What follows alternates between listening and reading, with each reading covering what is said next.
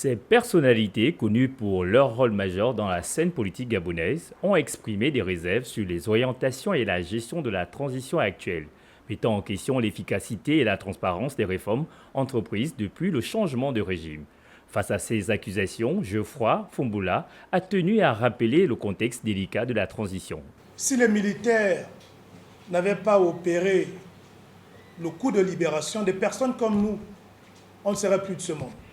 Et des gens comme les Billy Binze devaient faire le tour des plateaux télé et radio pour justifier ce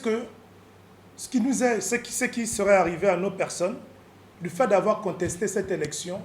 Alors que le Gabon traverse une phase cruciale de son histoire, les débats autour de la transition restent intenses. Geoffroy Fumbola, par ses propos, semble vouloir réaffirmer la nécessité d'unir les forces pour relever les défis communs, plutôt que de s'enliser dans des querelles partisanes. Il y avait tellement de fausseté.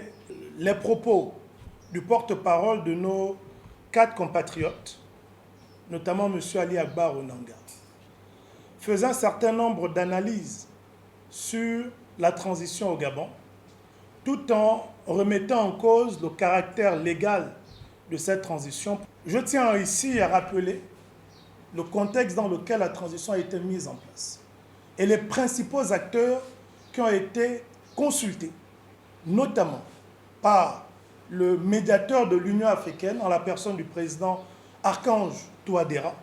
Quand il est arrivé au Gabon, il n'est pas venu recueillir l'avis de ceux du système déchu pour accorder du crédit à la transition. Cette prise de position met en lumière les tensions politiques actuelles, tout en rappelant que la réussite de la transition dépendra de la capacité des acteurs politiques à dépasser leurs différends pour œuvrer dans l'intérêt du pays.